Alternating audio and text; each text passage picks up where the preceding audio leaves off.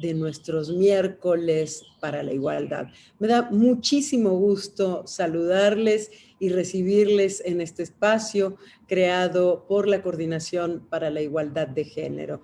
Yo soy Sandra Lorenzano y a nombre de nuestra coordinadora, la doctora Tamara Martínez Ruiz, y de toda nuestra equipa de la coordinación, les doy la bienvenida. Y fíjense que hoy tenemos una mesa súper interesante. Es una mesa que se llama Experiencia sobre la incorporación de la perspectiva de género en la educación formal. Y vamos a hablar del caso de la UNAM en esto. Esta es una mesa que se presentó la semana pasada en el segundo Congreso de Políticas Universitarias de Género, Interculturalidad e Inclusión 2021, que realizamos conjuntamente con la Universidad Veracruzana. Y realmente es un tema que está suscitando muchísimo interés. ¿Cómo hacemos para incorporar la perspectiva de género en el aula? ¿Cómo hacemos para incorporar la perspectiva de género en el trabajo con nuestras y nuestros estudiantes, en nuestras investigaciones? Hay que reconocer que el papel de las académicas feministas y de las movilizaciones estudiantiles han sido fundamentales para crear cambios en cuanto a la igualdad de género. Ellas son actoras de cambio y transformación que deben ser reconocidas, puesto que han marcado la historia no solo dentro de la UNAM, sino también en el país y en el continente, agregaría yo. Las asignaturas sobre perspectiva de género, las políticas de transversalidad, así como la propia fundación de la Coordinación para la Igualdad de Género, son solo un ejemplo de la lucha por espacios libres de violencia de género. Y esta lucha a través de los años se ha hecho más y más visible. Hoy somos testigos de los cambios que se han logrado y seremos testigos seguramente de los cambios que vendrán. Y allí está el espacio académico, allí está el espacio de la educación formal universitaria, en las aulas, en los laboratorios, en el terreno, en el campo, con las comunidades. Veremos qué nos dicen al respecto nuestras invitadas, nuestras especialistas, Mónica Quijano Velasco, que es profesora de la Facultad de Filosofía y Letras, pero es además la directora de Educación para la Igualdad de nuestra Coordinación para la Igualdad de Género, Tania Jiménez Hernández, profesora de la Facultad de Psicología de la UNAM también, Selene Aldana Santana, de la Facultad de Ciencias Políticas y Sociales, Marcela Morales Magaña, de la ENES Morelia, todas estas también de la UNAM, y modera Mayabel Ranero Castro, que viene, participa, es parte de la Universidad Veracruzana y como tal organizadora de este evento. Les agradecemos muchísimo a ellas que nos permitan compartir el interesantísimo diálogo que tuvieron, esta conversación tan enriquecedora y tan importante para quienes amamos el trabajo docente y para quienes sabemos que allí está una de las verdaderas semillas del cambio. Vamos a escucharlas, que disfruten mucho esta conversación. Gracias.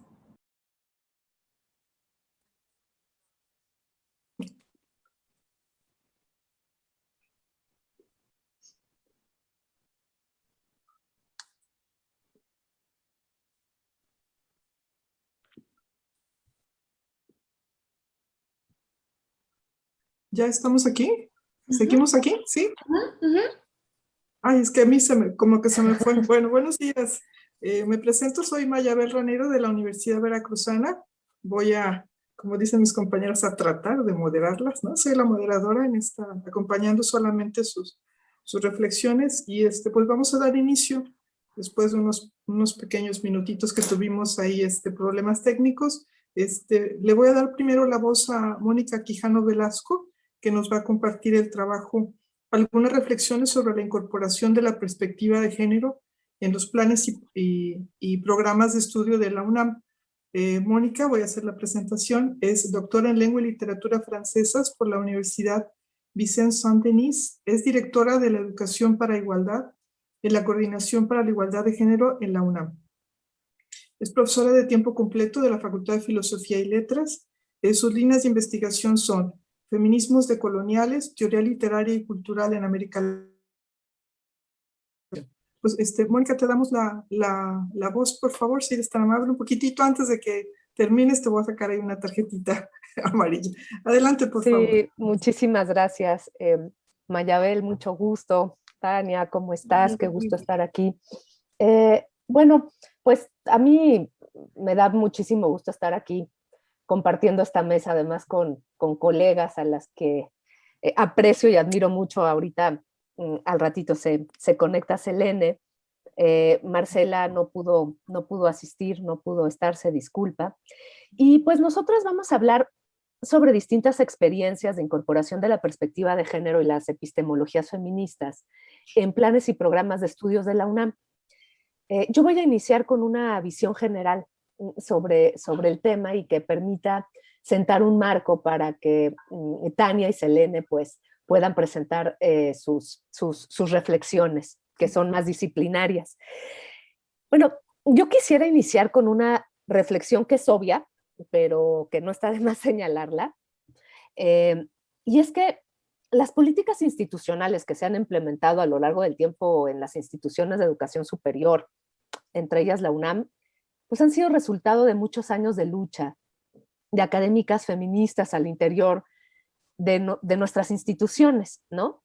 Y también han sido resultado de las movilizaciones de estudiantes que han impulsado desde el activismo pues muchos de los cambios estructurales que estamos atravesando, ¿no? Y en la UNAM pues también esto ha sucedido. Y es importante señalar esto porque de pronto en los discursos institucionales se suele borrar esta historia o esta memoria y pareciera que las transformaciones son el resultado como de la buena voluntad o el interés de la propia institución. Y eso pues invisibiliza, ¿no? Una vez más, pues las múltiples batallas, luchas, reflexiones y el activismo del feminismo universitario, ¿no? Así como el trabajo pues de todas las mujeres que han sido actoras claves, ¿no? Justo para que existan estas políticas de institucionalización y de transversalización de las políticas de género en nuestros espacios y en nuestras estructuras educativas. Entonces, pues sí, desde la coordinación de la igualdad de género y también personalmente, pues nos importa mucho reconocer, ¿no? Todo este trabajo pues, y que nos falta muchísimo por hacer también, ¿no? Entonces, en ese sentido, yo voy a hablar, bueno, aquí exclusivamente del tema de la inclusión de la perspectiva de género, pues en los programas y en los planes de estudio y un poco en la investigación, ¿no? Porque pues es el tema que nos convoca y también pues por cuestiones de espacio y de tiempos. Entonces yo quisiera empezar justo a trazar un poco esta memoria del reconocimiento de todas estas mujeres y del activismo del feminismo universitario al interior de la universidad, pues para mostrar que muchos de los de la institucionalización y de la transversalización de la perspectiva de género, pues tiene atrás esta larga historia, ¿no? Que me gustaría recordar. Entonces, voy a empezar recordando a una mujer que en una época en la que las reflexiones sobre ser mujer en la universidad no eran siquiera un tema posible, ¿no? Que es Rosario Castellanos, quien escribiera la primera tesis de filosofía en la UNAM que aborda centralmente bueno, el tema de las mujeres, ¿no? Es su tesis de maestría, lleva el título de Sobre cultura femenina, que escribe en 1950, ¿no? Y que en palabras de Gabriela Cano tuvo la audacia de plantarse una pregunta que, como la misma Rosario Castellanos apunta en esta tesis, era valorada por el sentido común como superflua y conmovedoramente estúpida, ¿no? Estas son palabras en la introducción de Rosario Castellanos de su tesis, que existe una cultura femenina. Y bueno, Castellanos abordó el problema de la intervención de las mujeres en el proceso de la creación cultural, ¿no? Y esta pregunta inicial de ¿existe una cultura femenina? Pues se desglosa en otras más, ¿no? ¿Cuáles han sido las aportaciones femeninas a la cultura? ¿Por qué son escasas? Las creaciones culturales de las mujeres tienen algo de específico que las distinga de las masculinas, ¿no? Si pensamos que El segundo sexo de Simone de Beauvoir se publicó solo un año antes de esta tesis, podemos reconocer el valor de esta incursión de Rosario Castellano, ¿no? Con esta pregunta sobre el lugar de las mujeres en la cultura y en la producción de conocimientos, que además va a atravesar pues toda su obra. Y pues sí, el de Rosario en 1950 fue un gesto solitario, ¿no? No encontraría eco en una universidad en la que el feminismo todavía no hacía su aparición comunitaria. Y como todo gesto solitario, pues tiene un halo de mística, ¿no? Que nos remite a un origen que, por supuesto, es mucho menos claro y certero. Otra figura importante de la Facultad de Filosofía y Letras y del feminismo universitario fue Graciela Hierro, quien impartió la cátedra de ética durante más de 30 años, desde la década de los 70, ¿no? Y Hierro hizo escuela. Fue maestra de muchas de las feministas académicas, que además irán incorporando asignaturas optativas sobre feminismo y género, y va a ser referente de los primeros grupos de feministas organizados en la universidad.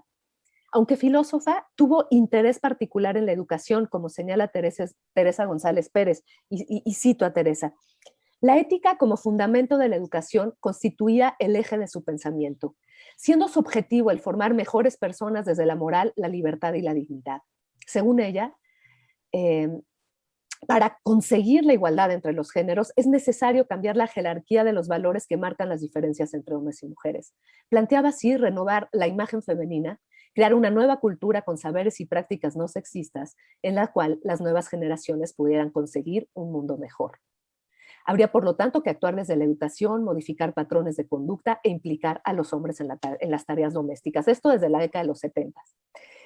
En esta misma década, ¿no?, va a ser fundamental también la labor de Alaide Fopa, quien fuera profesora de letras italianas de la Facultad de Filosofía y Letras, pero quien además crea en 1977, junto con la maestra Delia Selene de Dios Vallejo y un grupo de profesoras feministas, el curso Sociología de las Minorías, que después se convertiría en Sociología de la Mujer, la primera asignatura específica en materia de género de la UNAM.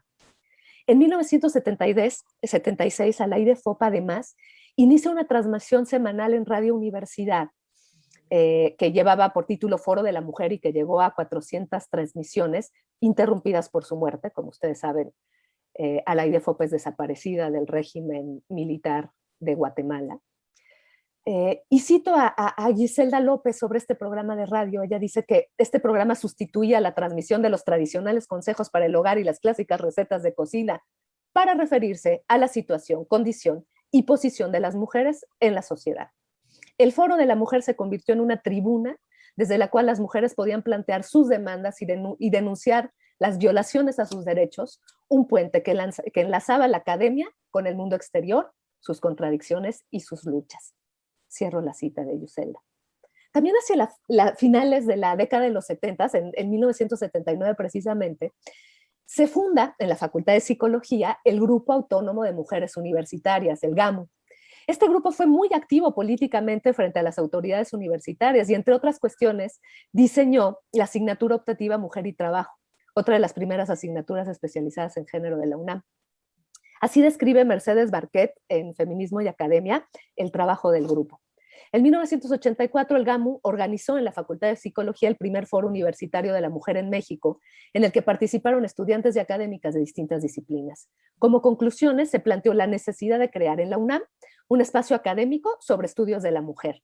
Esta propuesta fue presentada en febrero de ese año al director de la facultad y con su apoyo se integró un grupo de 18 académicas que elaboraron el proyecto para la creación de un Centro de Estudios de la Mujer, el CEM, en el cual participaron también algunas académicas que apoyarían posteriormente la fundación del Programa Universitario de Estudios de Género, ¿no? Este programa, desde el 2017, es el Centro de Investigación de Estudios de Género, se funda en 1992 y justo su primera directora fue Graciela Hierro. El CEM tenía una doble función, como prestador de servicio de consulta psicológica y asesoría y como un espacio académico para la docencia y la investigación. Y bueno, además de ser el antecedente del ya nombrado PUEG, ¿no? Entre sus ejes tenía el de impulsar programas de docencia donde se incluyera la perspectiva de género y los estudios sobre la mujer en la universidad. Estos son los primeros programas de estudios de la mujer, que fueron una de las principales expresiones o modalidades que adoptó la institucionalización del movimiento feminista en estos años, ¿no? En la década de los 70s y de los 80s. Y bueno, quisiera finalmente mencionar 3 paradas más en este breve recorrido de la institucionalización de la docencia en género en la UNAM, que vuelvo a insistir es producto del trabajo del feminismo universitario y que datan ya de este milenio. El primero es la creación de la especialidad El género en la economía, de la Facultad de Economía, que data del 2007 y que fue impulsado por académicas como Jenny Cooper. El segundo es la asignatura transversal de género que se imparte en la Inés Morelia desde su fundación en 2012, diseñada en un inicio por Marta Leñero y Patricia Galeana, pero que ha seguido enriqueciéndose y transformándose, incluso con una segunda asignatura transversal, gracias a un grupo de profesoras y profesores muy activos en la Inés. Y finalmente menciono un logro que es producto de muchos años de esfuerzo y de luchas de las académicas al interior de la universidad, que es la creación del posgrado en estudios de género justo el año pasado.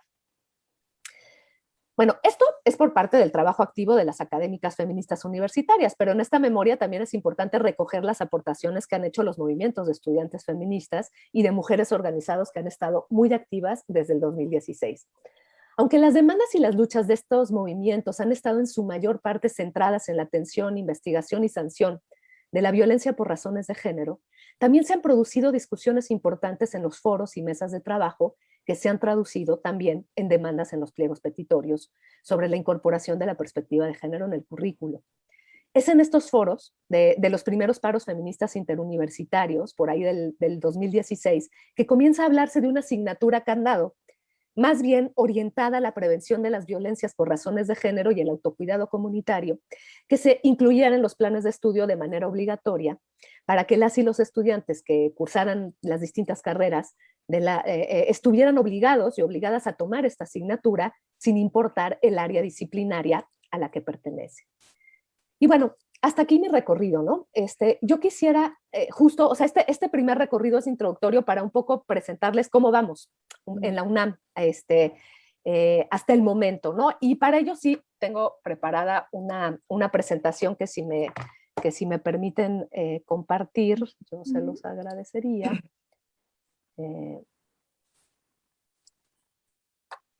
Aquí está. Ya se ve, ¿verdad? Ya. Sí, todo bien. Perfecto, muchas gracias. Bueno, voy a moverlo aquí. Pues para iniciar quisiera simplemente señalar lo que todas sabemos, que hay básicamente 2 maneras de incluir la perspectiva de género en el currículo, ¿no? Por un lado, a través de asignaturas específicas, ¿no? Que también se denominan de aporte sustancial en materia de género, ¿no? Y bueno, a mí sí me gustaría decir aquí que me parece importante que para que podamos hablar de una verdadera inclusión de la perspectiva de género en el currículo, pues estas asignaturas deben ser obligatorias, ¿no? Porque esto permite que por lo menos una vez durante la formación, las y los estudiantes puedan realizar una reflexión crítica sobre las desigualdades y violencias por cuestiones de género y por ende impulsar la transformación de la manera en que perciben y llevan a cabo las relaciones con sus iguales, ¿no? Así como una reflexión sobre cómo las disciplinas y los saberes pues han producido y reproducido también estas desigualdades. Y pues la otra manera es hacerlo a través de la transversalidad curricular, ¿no?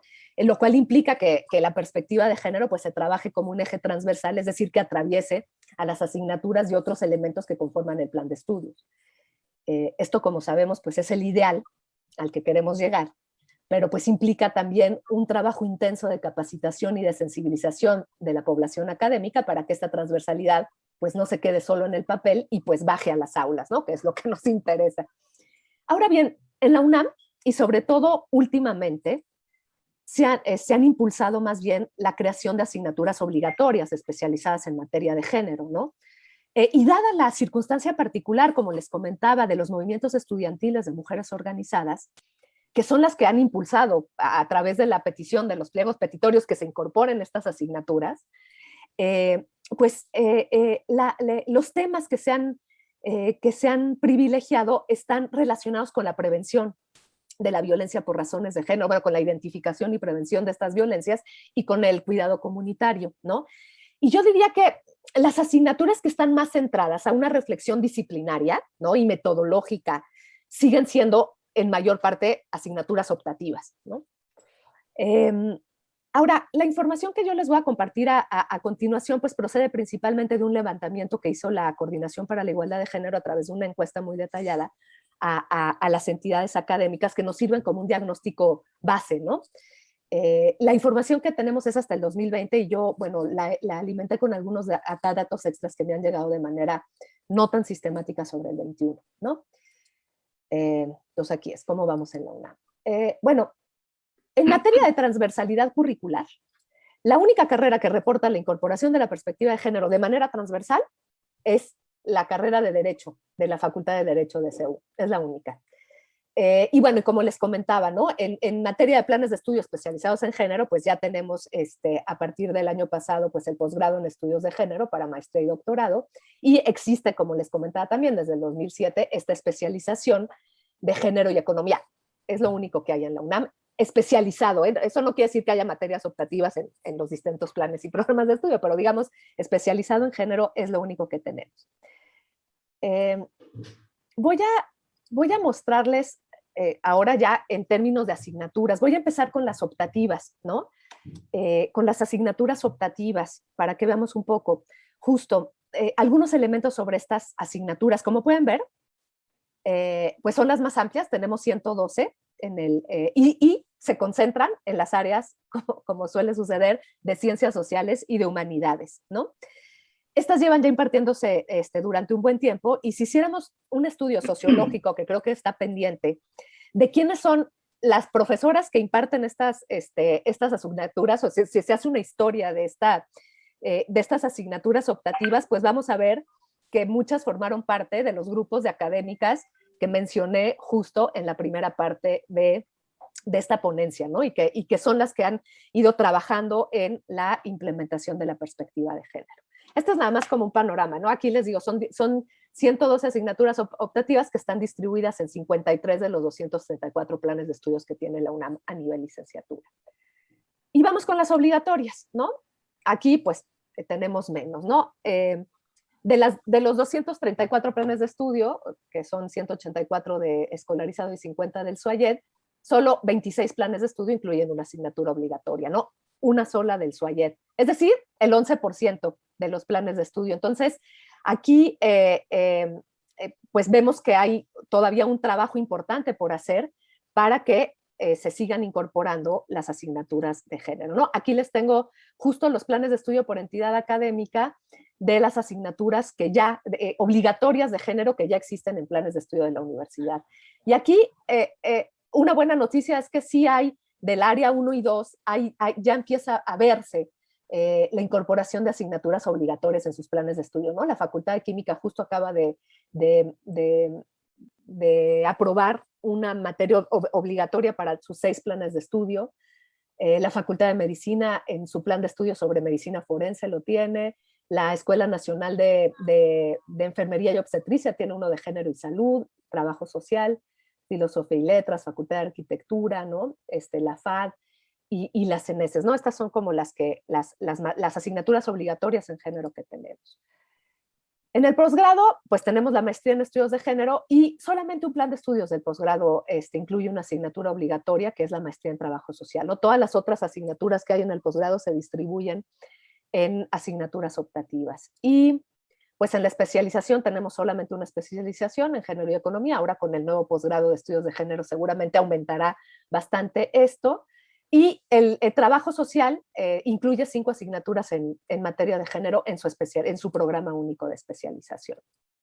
Bueno, ¿qué vemos con esto, no? Pues que este movimiento, ¿no? Que lleva muchos años, como les comentaba, voy a dejar de compartir la pantalla, que lleva muchos años, y estamos viendo ya los frutos de su institucionalización, pues todavía queda un buen camino por delante. Yo en ese sentido soy muy optimista y a mí me gustaría justo hacer este comparativo ahora y en unos 2 o 3 años más para ver cómo podemos ir avanzando a través de este trabajo conjunto, ¿no? Que creo que ese es el ideal, digamos, al que como institución podríamos llegar, que implica la articulación del trabajo de los movimientos estudiantiles, del trabajo de las académicas feministas y del trabajo de la institución, ¿no? Que tiene que implementar e institucionalizar todas estas propuestas. Entonces, pues ese es el trabajo y el reto que tenemos y pues seguiremos trabajando en ello. Muchísimas gracias. Muchas gracias, Marcela. Digo, Mónica. Muy amable, estaba yo aquí viendo equivoca. Bueno, creo que dejamos preguntas al final, ¿no? Vamos a oír a Tania, Jimena Hernández Crespo. Ella es licenciada en Psicología en el área de Psicología Social de la Facultad de Psicología de la UNAM. Tiene la maestría en Estudios Políticos y Sociales de la Facultad de Ciencias Políticas y Sociales de la misma UNAM. Somos todos Pumas por aquí, ¿no? Cuenta con diversos diplomados en estudios de género y un doctorado en ciencias sociales con orientación psicología social de grupos e instituciones por la UAM Xochimilco. Es profesora de asignatura en la materia de transdisciplina en la Facultad de Psicología de la UNAM y profesor asociado en el Departamento de Psicología Social de la UAM Iztapalapa. Pues bueno, Tania, tienes la voz, por favor, si eres tan amable. Gracias. Gracias. ¿Me harías favor, Mayabel, de compartir la presentación? Unas cuantas láminas. Vamos a pedirle a José Luis, Tania, porque es lo que habíamos quedado. Es que como también tengo ponencia escrita, entonces si lo hago los dos. Ajá, sí. Ahí está, mira, gracias. Sí, adelante, gracias. Uy, espérame. Uy. No me dejaba salir.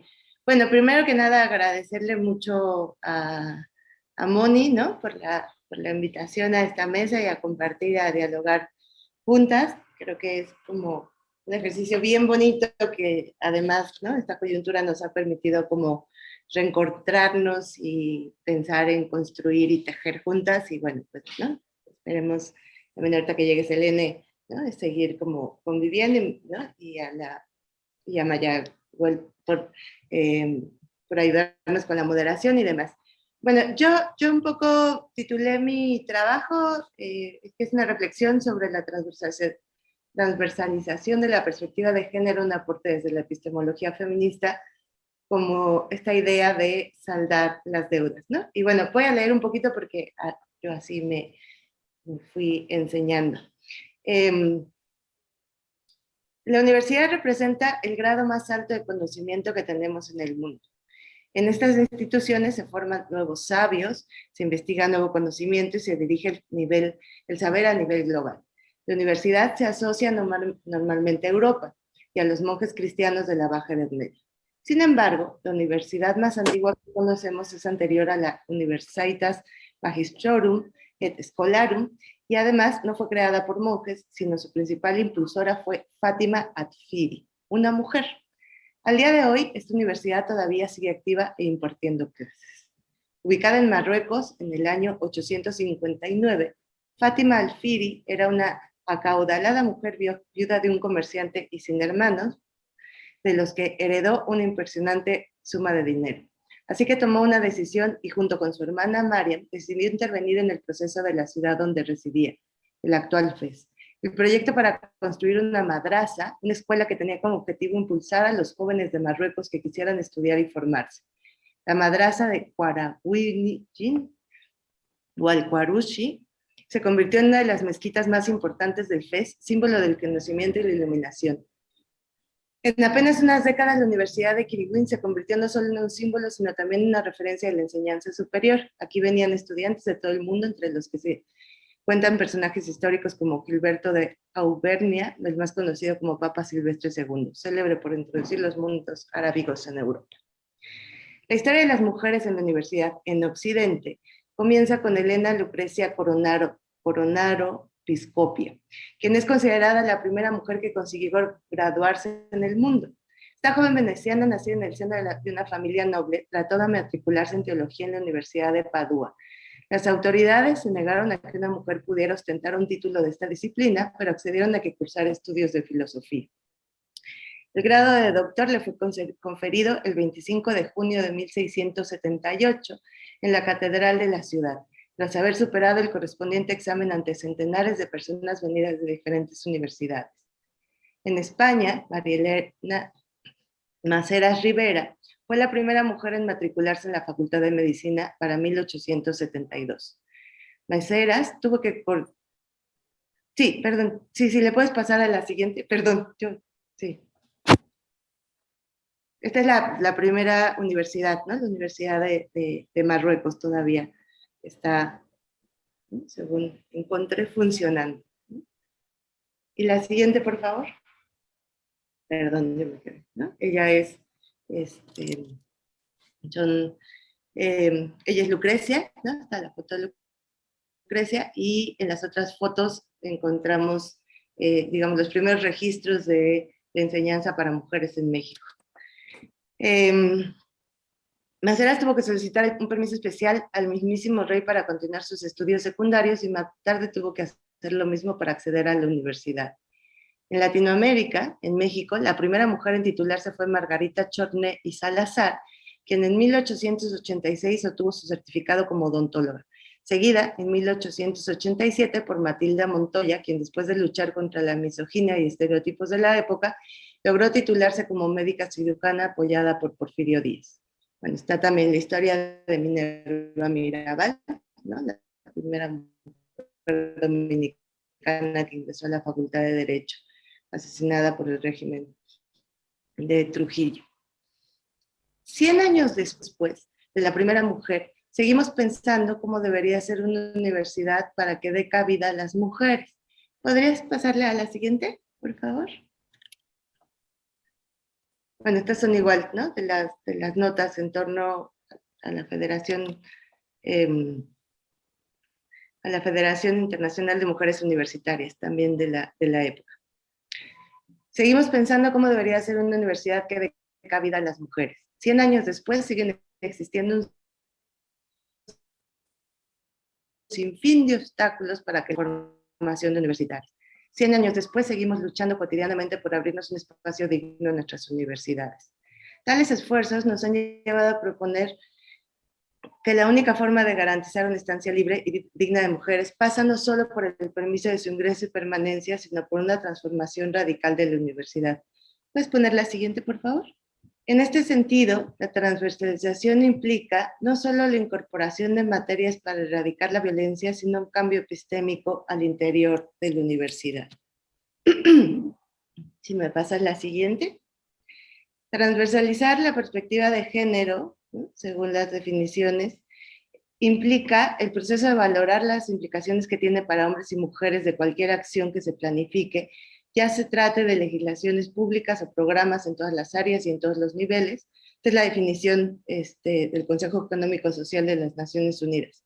En todas las áreas y en todos los niveles. Es una estrategia por conseguir que las preocupaciones y experiencias de las mujeres, al igual que las de los hombres, sean parte integrante de la elaboración y puesta en marcha del control, evaluación de las políticas públicas y los programas en todas las esferas políticas, económicas y sociales, de manera en que las mujeres y los hombres puedan beneficiarse de ellos igualmente. Y no se perpetúe la desigualdad. El objetivo final es la integración, es conseguir la igualdad de los géneros. La siguiente, por favor. Transversalizar, dicen mujeres, un proceso en el cual se reconoce explícitamente que las prácticas asociadas al género se hacen suficientemente regulares y continuas, y son sancionadas y mantenidas por normas, y tienen una importancia significativa en las estructuras e instituciones en la definición de objetivos y metodologías. Implica que la igualdad de género se incorpore como un principio de manera permanente e incuestionable en lo formal e informal, más allá de voluntades personales, y que sea parte de una cultura compartida. La perspectiva de la transversalización al interior de las universidades abre la posibilidad de una transformación radical en estas. Si bien hablamos de la incorporación de materias de género que sean capaces de atender y sensibilizar sobre el tema de la violencia, pero no solo, es necesario introducir múltiples vectores que incidan en las estructuras reales y simbólicas de las universidades para construir espacios libres donde las mujeres puedan habitar sus salones y pasillos. En este sentido, justo, ¿no?, como que mi reflexión viene como, ¿qué más hace falta?, ¿no?, además de esto que ya estamos haciendo y que han venido haciendo, ¿no?, todas las colegas y demás. La perspectiva de género es una metodología sencilla que sintetiza la evidencia recopilada y la filosofía crítica, analizadas en el desarrollo del conocimiento teórico desde el feminismo como paradigma crítico. La perspectiva de género no es solo... ¿Puedes pasarla a la siguiente, por favor? La perspectiva de género no es solo un requisito, sino una herramienta, una técnica neutra, sino un conjunto de conocimientos y actitudes, comportamientos, endosable las concepciones previas. Es una visión transversal que cuestiona y mira críticamente concepciones, valores, mundos de vida, que genera argumentos y conocimientos para pensar en alternativas viables, en la validez y en la urgencia y posibilidad concreta de habitar un mundo donde los derechos humanos sean una realidad generalizada para todas las personas. Entonces, en este sentido, ¿no? Pienso que, bueno, obviamente está el tema de las materias curriculares, la incorporación de materias curriculares en cada una de las carreras y especializaciones sobre el tema de la violencia de género es fundamental para presentar un proyecto de transversalización, tanto para atender a la violencia en la universidad como fuera de ella. La violencia de género es un problema estructural que limita el desarrollo de la sociedad y se trata de un problema cultural complejo, para lo cual es necesario brindar los elementos para su comprensión y dotar que el estudiantado tenga los referentes conceptuales para establecer procesos de sensibilización y su posible atención. Bueno, y en este sentido vamos avanzando, ¿no? Y creo que es una perspectiva ya muy bonita, ¿no? Incluso con los datos que das, Moni, de pensar que sí ya se está construyendo, ¿no? La transversalización de la perspectiva de género, que implica currículum, sesgos de género, crítica a la neutralidad, ceguera de género, currículum oculto, etcétera, etcétera. En México, la investigación con perspectiva de género y feminista en el ámbito académico ha crecido y se ha fortalecido, desarrollando epistemologías, constructos teóricos y herramientas metodológicas que identifican los sesgos ideológicos naturalizados históricamente, que hacen visibles las condiciones de subordinación femenina y los sesgos de género en el conocimiento actual y permiten la generación de propuestas para transformar las relaciones sociales en relaciones más igualitarias. La inclusión de la perspectiva de género había encontrado resistencias diversas que se concretan en poco apoyo, presupuesto e infraestructura, sobre todo en áreas materiales o troncales, en los núcleos disciplinares a partir del presupuesto, que son temas específicos, que no aportan nada relevante a la revisión crítica de las bases conceptuales epistemológicas de las disciplinas serias. Sin embargo, diversos trabajos de investigación han dejado claro que el estudio de las diferencias y desigualdades culturales basadas en el género van mucho más allá de un estudio especializado sobre algún grupo minorizado. La teoría alrededor del constructo de género y la perspectiva de análisis que proporciona el feminismo no son exclusivos para los problemas de las mujeres o los derechos de la mujer, sino que permiten estudiar un sistema de organización y jerarquización social que sistemáticamente ha sido soslayado en la investigación. En realidad, las variables de género, sexualidad, raza, etnia, clase han mostrado tener un fuerte impacto identificable y mesurable en la producción del conocimiento, en las subjetividades que lo producen, en las relaciones de su producción, en los métodos de investigación, validación, legitimación y divulgación, así como en las perspectivas pedagógicas y de enseñanza-aprendizaje en la currícula, y aún en la configuración de poder de las instituciones y la gestión de políticas universitarias. Está atravesando todos los saberes y haceres de toda la institución. Es necesario también trabajar en formación y sensibilización docente. Es ampliamente reconocida la necesidad de la formación docente con perspectiva de género, tanto para erradicar la violencia que todavía prima en los salones de clase, como para la incorporación de la perspectiva de género en todas sus formas de conocimiento. Es de reconocer los esfuerzos que se hacen respecto al tema, pero todavía falta la apertura y diseño de estrategias más efectivas.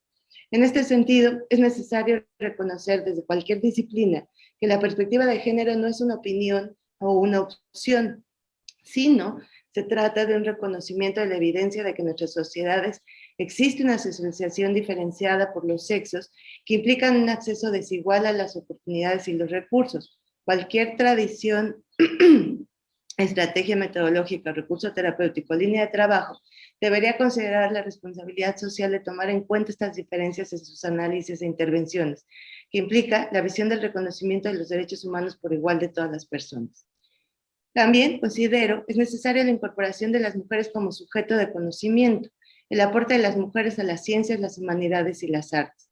Reconocer los aportes de las mujeres a cada una de sus disciplinas es fundamental, pero es necesaria la creación y reflexión de inicio de por qué han sido despojadas de sus lugares como generadoras de conocimiento, ocultando sus aportes o colocándola como apéndices de los grandes teóricos y científicos. Es decir, pienso que es necesario nombrarlas, ¿no? Recoger los saberes producidos, pero además también recoger, ¿no? Justo estos lugares como de ocultamiento. Es necesario también construir o pensar en otras formas de construcción del conocimiento. Uno de los aportes más relevantes del feminismo ha sido incorporar conceptos, categorías y miradas en torno al estudio de diversos fenómenos que se consideraban como irrelevantes o carentes del sentido en relación a los estudios serios. Y en este sentido, bueno, me encanta, ¿no? lo que mencionabas, Moni, ¿no? Sobre Rosario Castellanos, esta enunciación de superflua y conmovedoramente estúpida, ¿no? En relación a sus aportes, porque, ¿no? Justo pienso que es como gran parte de estas enunciaciones que se hace también de la producción del conocimiento femenino, ¿no? Y que justo, ¿no? El feminismo lo que ha permitido esto, también como poner en juego, ¿no? Aquello que no era conocimiento serio, ¿no? Desde el giro afectivo hasta el análisis de la violencia, pasando por la discusión en el ámbito de la reproducción como elemento constitutivo de las formas de articulación del capitalismo, las mujeres han generado nuevos espacios y formas de reflexión de lo que antes era considerado como no fenómenos. El feminismo ha construido una serie de saberes y prácticas que conllevan a cuestionar lo que antes era normalizado, a abrir espacios en lo que antes se consideraban espacios fuera de la producción del conocimiento, o espacios sin interés para la reflexión teórica. Esta fuerza pulsante es necesaria cuidarla y entender las tensiones que genera y abrir los espacios necesarios para que las tensiones exploten y seamos capaces de ampliar nuestras formas de construcción de conocimiento, nuestros temas relevantes y salir de las lógicas patriarcales que imponen una sola mirada.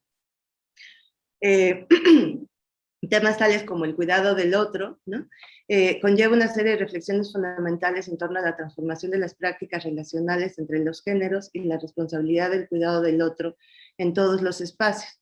Puede ser, pienso, quizás una de las reflexiones más potentes en este mundo de crisis y catástrofes, ¿no? Incorporar la idea, ¿no? Es necesario también incorporar la idea del conocimiento situado y la interseccionalidad, ¿no? Es necesario, como lo menciona Haraway, hablar de los objetos de estudio poniendo en evidencia el lugar desde el cual se parte, ya que independientemente del tipo de método empleado, ningún conocimiento está desligado de su contexto ni de la subjetividad de quien lo emite. Incorporar la subjetividad como elemento constitutivo del conocimiento es abrir espacio a la visibilización de los sesgos de género, pero implica a su vez el establecimiento de formas de conocimiento siempre políticas.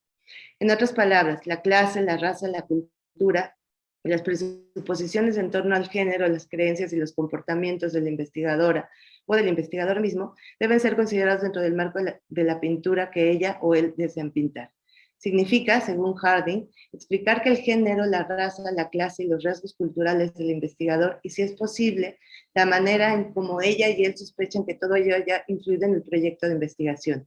Así, la investigadora o el investigador se nos presentan como, no como la voz invisible y anónima de la autoridad, sino como de un individuo real e histórico con deseos e intereses particulares y específicos. Es evidenciar los lugares de enunciación. Es entonces, el evidenciar los lugares de enunciación son fundamentales no solo para construir formas de conocimiento, sino sobre todo, y esto me parece sumamente importante, develar los conocimientos que se producen al interior de las universidades. Sin esta revisión es insuficiente cualquier propuesta de transversalización. Bueno, políticas de género, armonización legislativa y acciones afirmativas. Es necesario reforzar las políticas de género al interior de las universidades, desde el acceso a espacios todos para las mujeres, la armonización de las legislativas y el establecimiento de políticas institucionales con perspectiva de género y feminismo. Pero es también importante, ¿no?, el pensar en espacios físicos y simbólicos construidos con perspectiva de género. El espacio físico también está construido con una lógica de dominación y predominancia de lo masculino, escondiendo las necesidades específicas de las mujeres, tales, por ejemplo, como la falta de espacios para la menstruación, ¿no?, baños con instalaciones adecuadas para el uso de la copa menstrual, que no existen al interior de la universidad, lactarios con condiciones necesarias para mujeres que se encuentran amamantando, porque las mujeres amamantamos, guarderías y espacios de cuidados colectivos de las maternidades.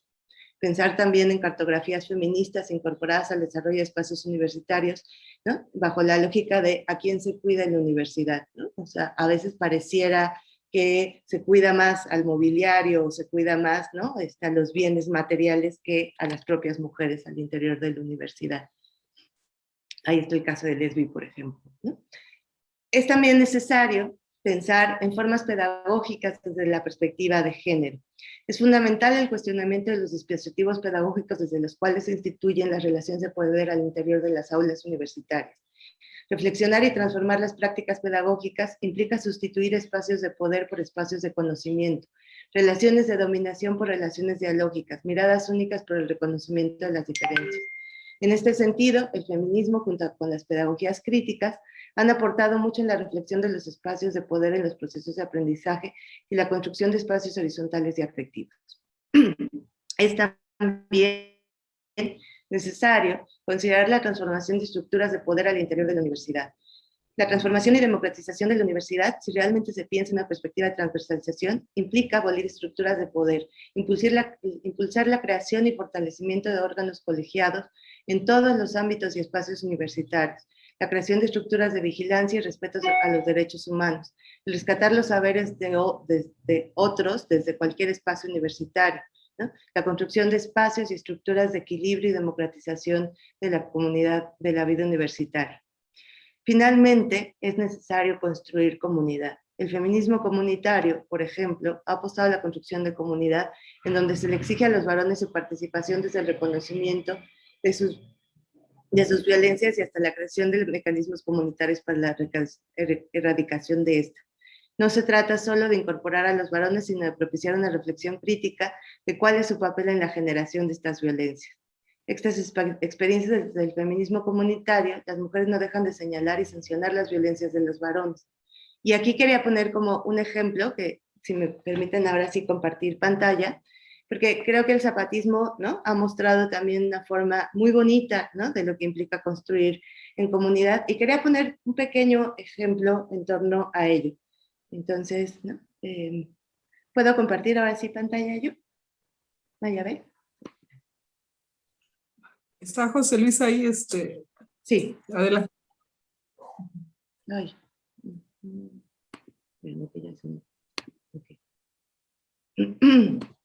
Ok. Quería mostrar, ¿no?, dos cortos muy pequeñitos, ¿no?, para cerrar mi participación en torno a esto, que son dos reflexiones en torno, bueno, dos puestas en escena del zapatismo en torno a lo que son, digamos, los cambios importantes que ha pasado al interior del ZLN. Recordemos que desde 1983, ¿no?, se instituye la Ley Revolucionaria de las Mujeres, y hoy es un poco el avance que tiene, ¿no? Y los cortos los produce el mismo Ejército Zapatista de Liberación Nacional y se llaman Las Choferas, ¿no? Son tres pequeños cortitos, quería mostrarles solo dos, son, ¿no? Bueno, dos pedacitos, 3 minutos me tardo.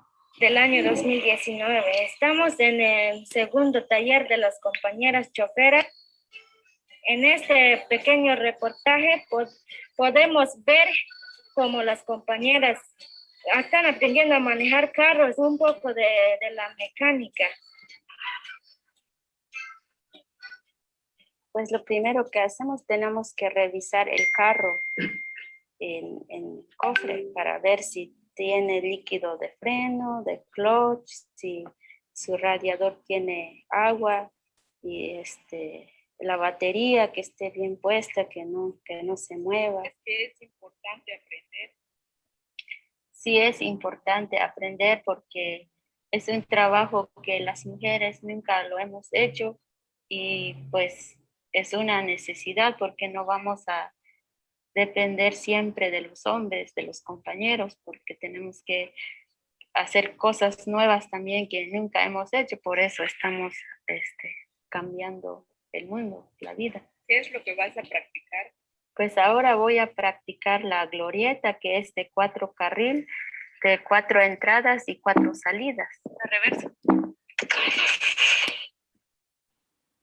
Okay. Este es el primero. Después, si gustan, les paso el link, pero me interesa que vean otra pequeña cosa. Gracias, Tania.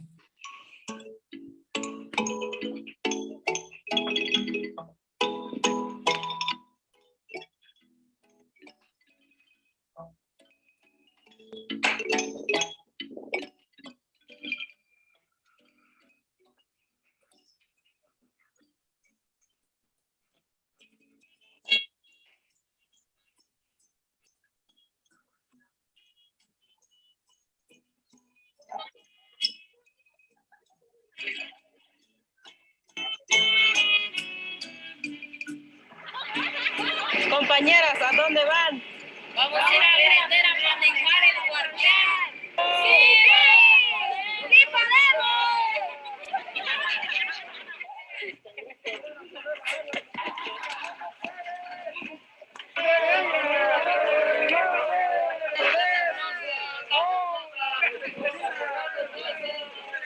Compañera, ¿qué es lo que vas a hacer ahorita? Ahorita voy a manejar este camionzote que ves acá. ¿Qué dijo?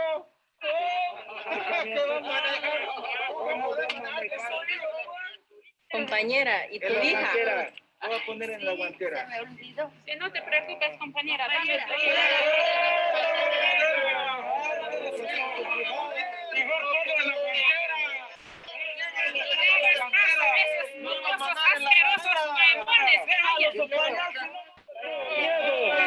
¡Ay, mamachona!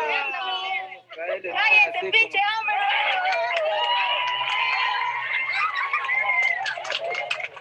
¡Miedosos! ¡Mira cómo salen corriendo!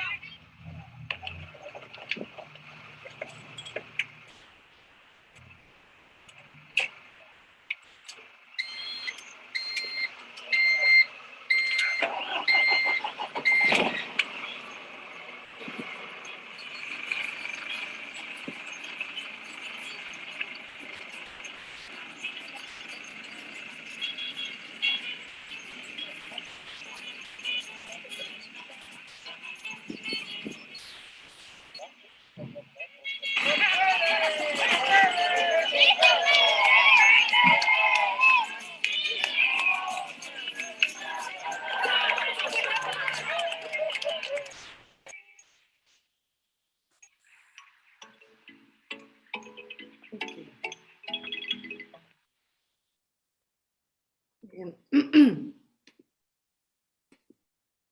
Vale.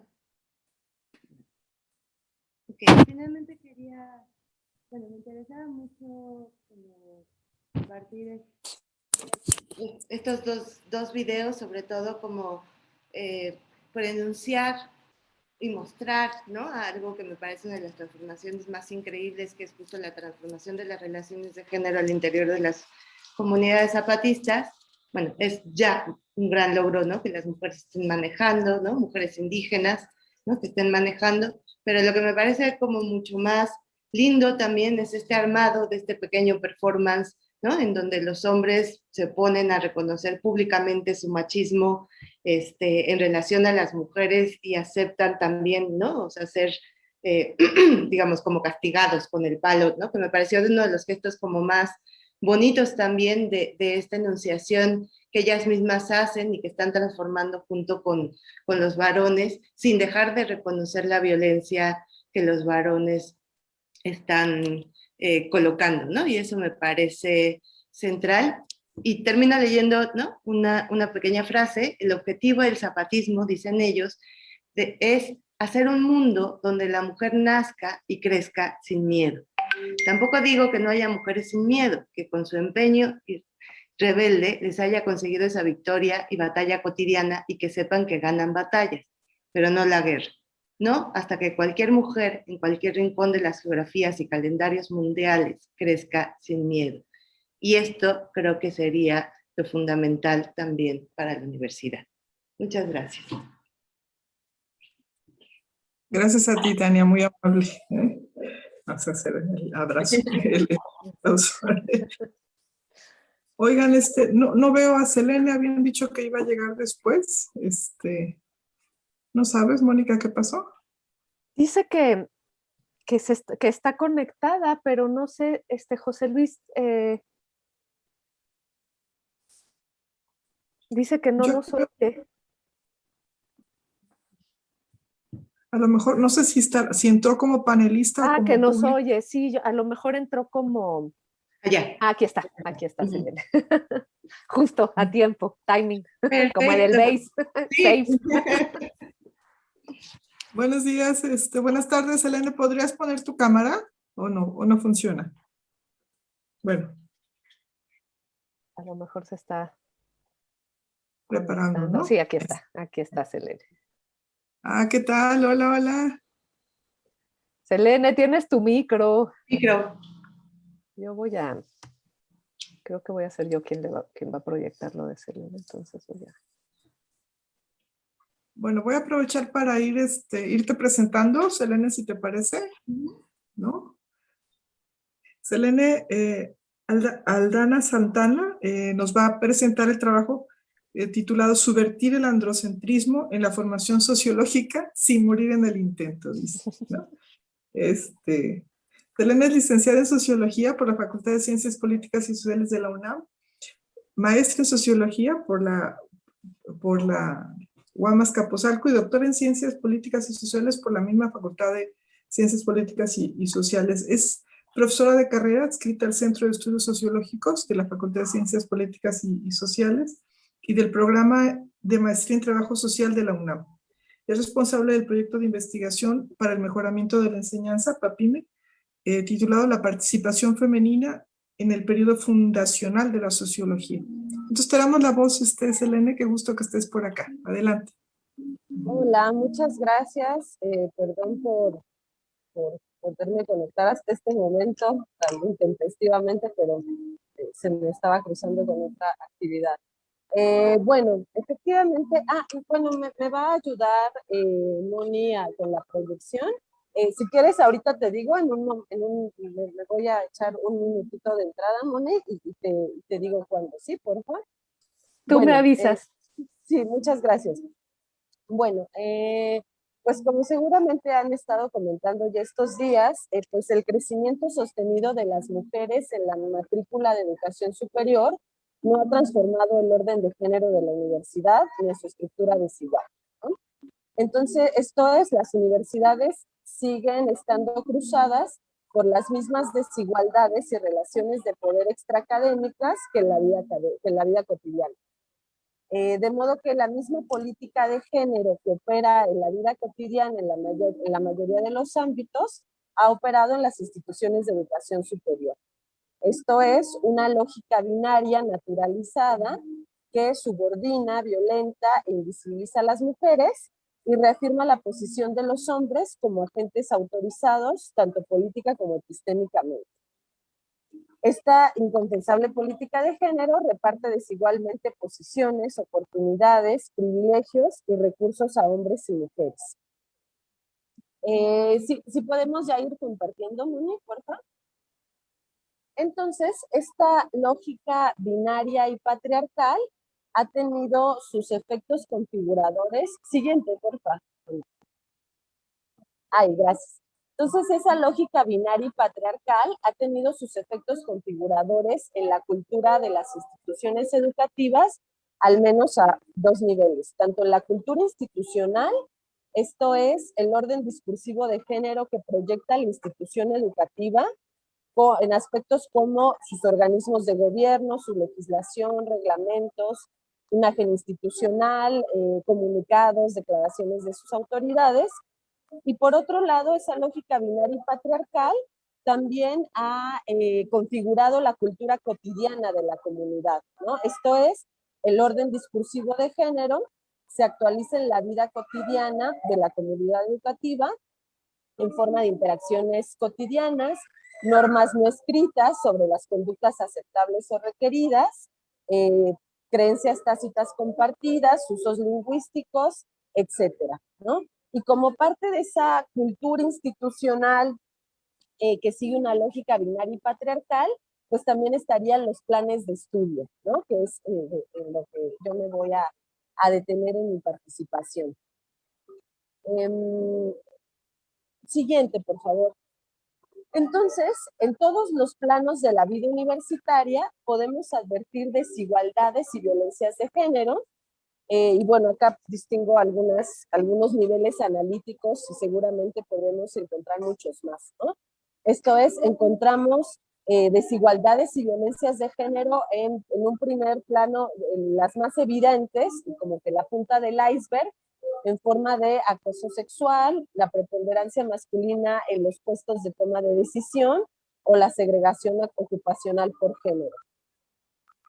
Pero también hay, por supuesto, otras violencias y desigualdades de género que resultan estructurales y que a veces nos resultan menos visibles, ¿no? Por ejemplo, que las instituciones educativas se basan en un sistema competitivo meritocrático que se asienta en la distribución inequitativa de las tareas de cuidado en la vida cotidiana, lo que pone en situación de desventaja a las mujeres, especialmente a las pobres. Además, hay otro nivel donde hay violencias y desigualdades de género en las instituciones de educación superior, es en la reproducción de la división sexual del trabajo que se da al interior de las diversas disciplinas. Y además, como sabemos, esas desigualdades y violencias de género se dan tanto en el currículum oculto como en el explícito, ¿no? Esto es, con currículum oculto, pues como sabemos, nos referimos a las relaciones pedagógicas, a qué enseñamos cuando enseñamos, y bueno, pues ahí las y los estudiantes se enfrentan con el sexismo y con la discriminación de las culturas profesionales en las que se inicia. Y también encontramos esas desigualdades en el currículum explícito, esto es, el conjunto de contenidos temáticos, teóricos, disciplinares a transmitir. Y bueno, pues como señala Celia Amorós, las comunidades científicas a menudo se han organizado casi como grupos juramentados de varones, dice ella. Esto es, se terminan convalidando recíprocamente y autoinstituyéndose en los sujetos únicos de conocimiento. Y entonces, en ese currículum explícito, por supuesto que entran los planes de estudio. La siguiente, por favor. Los planes de estudio, ¿no? Y entonces ahí también encontramos, por supuesto, bueno, pues básicamente, como se le ha llamado, una gran violencia epistémica de género, ¿no? Entonces esto es algo compartido con la mayoría de las disciplinas, en la mayoría de las universidades. Yo me voy a detener específicamente a reflexionar un poco sobre cómo está ese androcentrismo en los planes de estudio de la licenciatura en Sociología en la Facultad de Ciencias Políticas y Sociales de la UNAM, ¿no? El plan de estudios de Sociología, bueno, de todos los planes de estudios de la Facultad de Ciencias Políticas y Sociales fueron reformados en el 2015, el de Sociología también. En este nuevo plan de estudio, que es el que pues opera a la actualidad, obviamente, ¿no? En este plan de estudios se dividió en 4 ejes, ¿no? Un eje teórico, eje metodológico, eje interdisciplinar y las optativas. Es en realidad, el plan de estudios es todo un universo. Yo me voy a enfocar específicamente por cuestiones de tiempo y porque es lo que hemos estudiado en mi proyecto de investigación, en el eje teórico, ¿no? Que en sí mismo es bastante complejo. Siguiente, por favor, Moni. El eje teórico en sociología incluye, no, la anterior, por favor. El eje teórico de nuestro plan de estudios incluye 9 asignaturas, eso es en sí mismo algo a reflexionar, es el eje más robusto, con más asignaturas, porque son 9 asignaturas distribuidas a lo largo de toda la carrera en 3 bloques. Esto es, cada semestre se tiene una asignatura teórica, excepto en primer semestre que se tienen 2, ¿no? Entonces siempre hay al menos una asignatura teórica, lo que nos habla de que se piensa el eje teórico como la columna vertebral del plan de estudios. Y eso en sí mismo ahorita voy a reflexionar sobre ello, ¿no? Pero bueno, metiéndonos en el eje teórico, como digo, tenemos 3 bloques de sociología clásica, luego sociología postclásica y sociología contemporánea. Esto es, pues siguen una lógica histórica, ¿no? Entonces, hay un primer bloque de sociología clásica, que con sociología clásica nos referimos al periodo fundacional y de institucionalización de la disciplina que ocurre entre la segunda mitad del siglo XIX y hasta aproximadamente la Primera Guerra Mundial, principalmente en Francia por un lado y Alemania por el otro.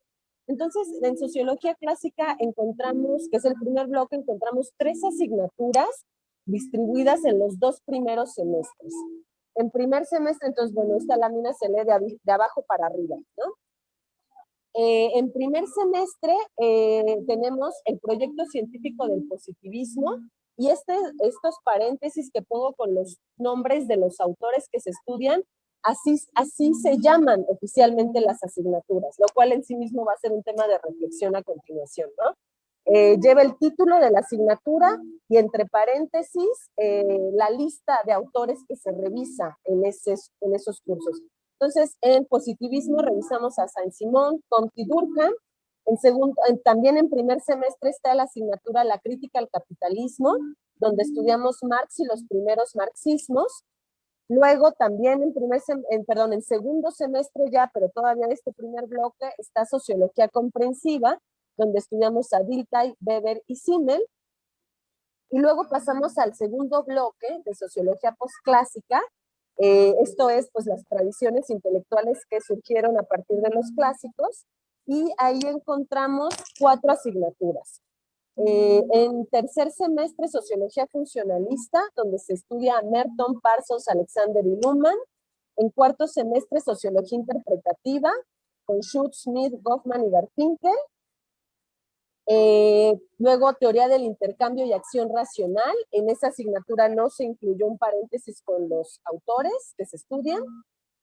Y un último bloque que se estudia, y en sexto semestre todavía de Sociología postclásica, Teoría crítica, donde estudiamos a Adorno, Horkheimer, Benjamin, Marcuse y Habermas. Y el último bloque, que es de Sociología contemporánea, en los semestres séptimo y octavo. En séptimo, Sociologías relacionales, y se estudia Giddens, Bourdieu y Elías. Y en octavo semestre, una asignatura que se llama Individuo y Sociedad en la Sociología contemporánea, y esa tampoco en el título incluye los autores a estudiar. A la siguiente, por favor, Moni. Entonces, bueno, ya simplemente en el eje teórico encontramos ya diversas tendencias androcéntricas que podemos identificar, ¿no? Un primer punto es esta tremenda centralidad del eje teórico, ¿no? Es esto de que sea como que la columna vertebral de todo el plan de estudios en sí mismo, pues es una tendencia androcéntrica, ¿no? Y bueno, como sabemos, con androcentrismo nos referimos a tomar la experiencia masculina como la experiencia representativa de lo humano. Y bueno, además desde nuestra latitud es importante señalar que el androcentrismo implica poner en el centro y como única la visión no solo de los hombres, sino de los hombres europeos, blancos, burgueses, ¿no? De los cuales, pues, en nuestras universidades no hay, ¿no? Entonces, el androcentrismo lo vemos desde la centralidad que tiene el eje teórico, el que se ha pensado como la columna vertebral, porque eso nos da cuenta de esta división sexual del hacer sociológico, una división entre quienes piensan y quienes hacen, ¿no? Entonces, uno es el eje teórico, distinto del eje metodológico y distinto de las optativas, por ejemplo, ¿no? Que es a lo que voy a pasar ahora. Entonces, darle tanta centralidad al eje teórico, pues es en sí mismo una tendencia androcéntrica que divide, separa la teoría de sus usos, ¿no? Un segundo punto es que hay una desvinculación total entre asignaturas optativas de feminismo y las básicas de teoría sociológica. Esto es, no tenemos, la Facultad de Ciencias Políticas y Sociales es una de estas, como la mayoría en la UNAM, que aún no tienen ni una asignatura que sea básica u obligatoria y que toque temas de género o que se refiera a feminismo, ¿no? Todas las asignaturas que tenemos son optativas. Y hay una desvinculación total entre esas asignaturas optativas de feminismo y las de teoría sociológica, que esas sí todas son básicas obligatorias, ¿no? Ninguna queda como optativa, sino que eso se supone que todos lo debemos estudiar, pero el feminismo, pues esa es una subespecialidad de algunas investigadoras mujeres que se interesan en esos temas. Así está planteado en nuestro plan de estudios, ¿no? Entonces pongo ahí como si el feminismo no fuera teoría sociológica, ¿no? Ni siquiera en los cursos de sociología contemporánea, donde, bueno, pues ya que lugar a dudas podría haber que en los 90s, claro que había sociólogas, y ni siquiera en esos se incluyen autoras mujeres, ¿no? Otro elemento central es esta insistencia que tenemos en seguir la pauta narrativa de los padres fundadores como eje estructurador de los cursos, ¿no? Bueno, el eje teórico sea el central, bueno, pues también el simple hecho de que los títulos de asignatura lleven los nombres de los autores, pues es como que muy ilustrativo, ¿no? Porque nada más visualmente de inmediato salta que pues no hay mujeres, ¿no? No hay autoras mujeres. Y además, todo el eje está estructurado como que en torno a los padres fundadores y lo que pasó después, ¿no? O sea, es como que antes y después de los padres fundadores. Y bueno, que en sí mismo esta categoría de padres fundadores tenemos que cuestionarla, ¿no? Y tenemos que deconstruirla. Entonces, por eso hay autoras estadounidenses que desde los 70s, 80s están hablando de por qué no cambiar la pauta narrativa a también buscar, dice Mary Jo Digan, a las hermanas sociólogas, ¿no? Dice, me resisto a hablar de las madres de la sociología. Dice, me parece como que, pues sí, nos lleva a un terreno de sororidad el plantear que son las hermanas sociólogas, ¿no? Y a pesar de que existen estas reflexiones desde los 80s en Estados Unidos, 70s, eso no ha impactado en los planes de estudio, ¿no? Aunque hay, digamos, se ha desarrollado como que una especialidad en las hermanas de la sociología, ¿no? En estudiar a las mujeres sociólogas en todos los periodos, pero se ha desarrollado como una subespecialidad muy, muy específica, ¿no? Pero no ha entrado en los planes de estudio, ¿no? No los ha impactado. Entonces, ¿de qué nos sirve que sea como que una subespecialidad de la teoría sociológica si no ha impactado en cómo construimos nuestros planes de estudio, ¿no? Y bueno, entonces eso me lleva obviamente a explicitar todo esto a lo que ya he ido conduciendo, que es la ausencia de autoras mujeres, ¿no? En el eje teórico solo se incluye a Rosa Luxemburg. En la de primeros marxismos está indicado como parte de la bibliografía un texto de Rosa Luxemburg, y es la única asignatura teórica que incorpora en su bibliografía a autoras mujeres. Y entonces ahí pongo entre paréntesis dos conceptos, borradura y epistemicidio, ¿no? Esta ausencia de autoras mujeres conduce por un lado a una borradura, porque nos lleva, y este concepto de borradura es de Patricia Lengerman y Gillian Niebruch, un par de sociólogas estadounidenses también, y ellas plantean que el caso de las hermanas de la sociología, dicen, sería un caso no de invisibilización, sino de borradura. Porque dicen, invisibilización sería que en su momento histórico, en su contexto, no fueron visibles, ¿no? Nunca fueron un referente importante. Y dicen las investigadoras, eso es falso. En sus momentos, personajes como Harriet Martineau, Marianne Weber, Clara Zetkin, Rosa Luxemburg, claro que gozaron de muchísimo reconocimiento en sus esferas de actividad, y es más bien en el curso de la escritura de la historia de la sociología, ahí fue que se borraron, ¿no? Entonces por eso habla de borradura. Pero esta borradura no ha sido solo que nos priven de estudiar a un montón de autoras mujeres, también ha traído consigo un epistemicidio, ¿no? O violencia epistémica de género. Es porque las mujeres ofrecen un ángulo de visión particular, y que cuando sacamos esas autoras, no es solo que dejemos de conocer a algunos autores, es que borramos todo un punto de visión, ¿no? Y entonces por eso también hablamos de epistemicidio, es aniquilar todo un ángulo de visión, no solo algunos autores específicos.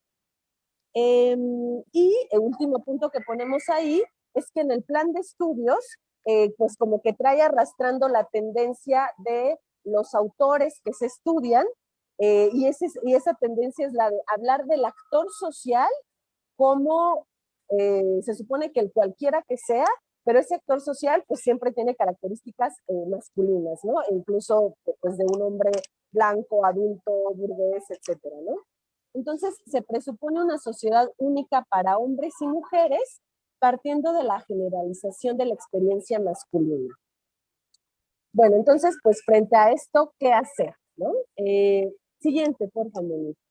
Frente a esto, ¿qué hacer? Bueno, pues sabemos que el horizonte al que queremos apuntar, llegar, es a la transversalización de la perspectiva feminista en la vida universitaria. Esto es, atravesar la perspectiva feminista en todos los niveles y las relaciones de la vida universitaria. Uf, qué tremendo paquete tenemos, ¿no? Entonces, de lo que se trata es de no hacer una subespecialidad de estudios feministas, lo cual también está muy bien, pero va mucho más allá de eso, ¿no? Se trata de transversalizar esa perspectiva en todas las relaciones universitarias. Y específicamente en los planes de estudio, entonces, ¿qué tocaría? Siguiente, por favor, Moni. En los planes de estudio, pues, tenemos que, bueno, el planteamiento al que hemos llegado desde mi proyecto de investigación y de los que hemos abrevado y de los que hemos aprendido tanto que vienen desde los 70s en otros países, es la idea de que en los planes de estudio tenemos que transversalizar las epistemologías feministas. Y en términos metodológicos hay que transversalizar la metodología, esto que se ha llamado una metodología feminista de la visibilización, ¿no? Y bueno, primero, ¿por qué hablamos del concepto de atravesar, transversalizar? Que seguramente ustedes ya lo han platicado mucho estos días. Bueno, pues nos referimos a que si ese orden de género patriarcal ha impreso su huella en todos los ámbitos de la vida universitaria, entonces hay que atravesarle, hay que hacer transversal la perspectiva feminista, ¿no? Y entonces a mí lo que me gusta de la metáfora de la transversalización es como que esta imagen de que cuando le atravesamos un cuerpo a otro, lo desestabilizamos, ¿no? Se tambalea. Entonces creo que esa es la metáfora potente, ¿no? Que se tambalean nuestras certezas disciplinares. Siguiente, por favor. ¿Y por qué hablamos de transversalizar las epistemologías feministas? Porque si no nos queremos quedar simplemente en sumar nuevos nombres femeninos como casos extraordinarios que han contribuido a la corriente principal de la ciencia, si no queremos verlas como estos casos extraordinarios que confirman la regla, hay que hacerlo desde la perspectiva de las epistemologías feministas que apuestan por la reconstrucción crítica de la disciplina, subvirtiendo su androcentrismo, mediante el reconocimiento y valoración de la originalidad y particularidad de los saberes producidos desde el punto de vista de las experiencias de vida de las mujeres. Esto es, cuando introducimos al estudio de la teoría sociológica a las sociólogas que nunca debieron haberse borrado, que siempre debieron haber estado en el canon, cuando las introducimos, aparecen nuevos ejes de discusión. Y a los viejos debates entran nuevos planteamientos, ¿no? Porque implica una perspectiva particular, no solo nuevos autores que casualmente eran mujeres. Siguiente, por favor, Lili. Y decíamos en términos metodológicos, por ejemplo, Sara Delamont o también en México Raquel Huereca han planteado la metodología de la visibilización, que consiste en reconocer a las mujeres como sujetos cognoscibles y cognoscentes con autoridad epistémica y poner en el centro a la experiencia de vida de las mujeres. Voltear a ver esa experiencia, esa subjetividad que en el androcentrismo ha quedado invisible. Entonces, para todos nuestros temas de investigación, para todos nuestros temas de estudio, para todos nuestros cursos, hay que atravesar estas sencillas preguntas. ¿Y qué hay de las mujeres? ¿Dónde están? ¿Cuáles mujeres? ¿No? Porque no existe la mujer, ya lo sabemos. Entonces, ¿cuáles mujeres y quién tiene el poder? Porque puede haber muchas mujeres sin que signifique que las mujeres tienen el poder, ¿no? Entonces, esta es una pregunta crítica crucial. Siguiente, por favor. Y bueno, ya para incluir aquí unos puntos específicos que hemos pues ido encontrando, que hemos ido rastreando sobre cómo transversalizar la perspectiva de género y las epistemologías feministas en la enseñanza-aprendizaje de la teoría sociológica. Bueno, pues hemos encontrado que hay que narrar la historia de la sociología en clave de comunidades dialógicas y no de grandes héroes solitarios. Es una forma muy asociológica, paradójicamente, de contar la historia de la sociología a través de grandes personajes heroicos, ¿no? Hay que pasar a otra pauta narrativa y buscar más bien reconstruir las comunidades dialógicas y no autores solitarios. Segundo punto, hay que problematizar la exclusión femenina del canon disciplinar clásico.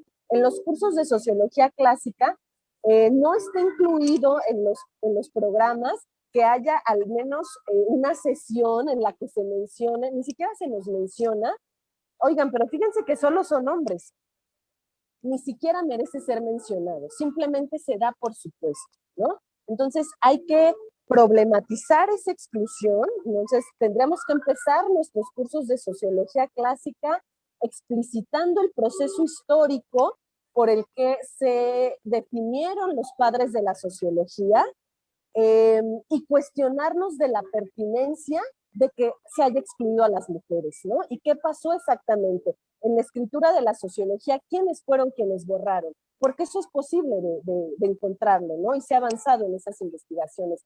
Hay que llevarlo a las aulas y no que se quede solo en los cubículos de unas cuantas investigadoras, ¿no? Entonces, punto 3, obviamente, incluir autoras, mujeres y feministas a todo lo largo del plan de estudios y hacerlo desde la perspectiva crítica del feminismo. Otra, pues que también a los autores varones, que tenemos que seguir estudiando sin lugar a dudas, también a ellos hay que abordarlos desde una perspectiva crítica que rastree la huella de género en sus planteamientos, ¿no? Que explicitar, desarrollar la sensibilidad, esto es algo que tenemos que hacer en los cursos teóricos, desarrollar la sensibilidad en el estudiantado de analizar con perspectiva de género a cualquier autor. Y entonces rastrear dónde está la huella de género de cada autor, así como también dónde está la huella geopolítica, ¿no? Desde dónde escribe, la huella racial, la huella colonial, etcétera, ¿no? Y muy importante, por supuesto, ya que hay que estudiar también a los autores varones desde una perspectiva de género, también es importante abordar los planteamientos de los autores varones que tocan temas de género, ¿no? Porque desde los primeritos clásicos, muchos de ellos sí tocan estos temas de manera explícita y sistemática. Puede gustarnos o no, pero hay que estudiarlo, ¿no? Y eso suele marginarse, eso no es lo que estudiamos. Por ejemplo, Durkheim tiene en el suicidio estas reflexiones de cómo las tasas de suicidio son distintas entre hombres y mujeres, y se da cuenta de que una variable importante es si en el país donde ocurren los suicidios está permitido o no el divorcio, ¿no? Y encuentra que donde no está permitido el divorcio, se suicidan más mujeres. Entonces, todos esos cruces de donde considera el género son de lo más interesantes y a veces los dejamos ahí medio opacados, ¿no? Entonces, de cualquier autor varón que estudiemos, también hay que preguntarnos, ¿y qué dijo sobre las mujeres? ¿Y qué reflexionó sobre la situación de las mujeres en la época? Y bueno, el último que puse en un asterisco, porque eso atraviesa todos los demás puntos y además debe estar en todas las disciplinas, pues reconstruir nuestras relaciones desde las pedagogías feministas, ¿no? Este ejercicio de aprender en colectivo, ¿no? Del aprendizaje significativo, de esto que han llamado aprender en femenino, visibilizando lo que el androcentrismo ha invisibilizado, ¿no? Entonces, definitivamente, no solo importan los contenidos curriculares, sino los cómo, ¿no? A veces la forma es fondo. Entonces, también todo esto también pasa por reconstruir nuestras relaciones educativas todas desde las pedagogías feministas. Bueno, yo con eso concluiría. Se me hace que me pasé un poquito del tiempo, me disculpo y bueno, pues muchísimas gracias. No, gracias a ti, Selena. No dije nada porque es interesantísimo, pero además una compañera no vino, entonces tenemos ese colchoncito, ¿no? A mí, por ejemplo, me molesta mucho que lo mejor es la discusión y corta uno por el tiempo para no hacer nada, pero bueno, en fin, ese es mi, muchas gracias. No sé si tuvieran aquí algunas de ustedes preguntas y comentarios. Aquí hay una, voy a leer una pregunta de Ana Miganjos. Dice, para incluir en los planes de estudio la perspectiva de género, ¿por dónde se debe iniciar el trabajo de propuesta? Eso es una pregunta. Pero no veo si es para alguien en específico, pero no sé si quieran, pues para ir calentando motores, cualquiera de ustedes que quiera abordarla, adelante. Bueno, yo, si quieren, puedo comentar.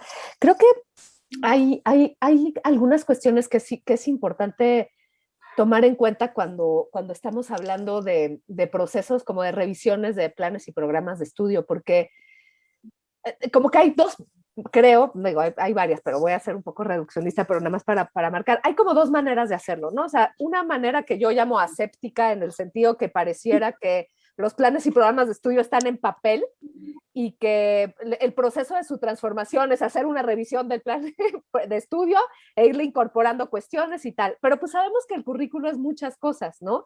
Y que hay un componente, que es la otra manera de pensar el currículum, no de manera aséptica, sino social, que es un proceso también de socialización, ¿no? O sea, hay todo un proceso de socialización que termina en este papel, ¿no? En la malla curricular y bueno, y todo lo que integra también un currículo, pero en ese currículo se refleja justamente todos estos procesos de socialización, ¿no?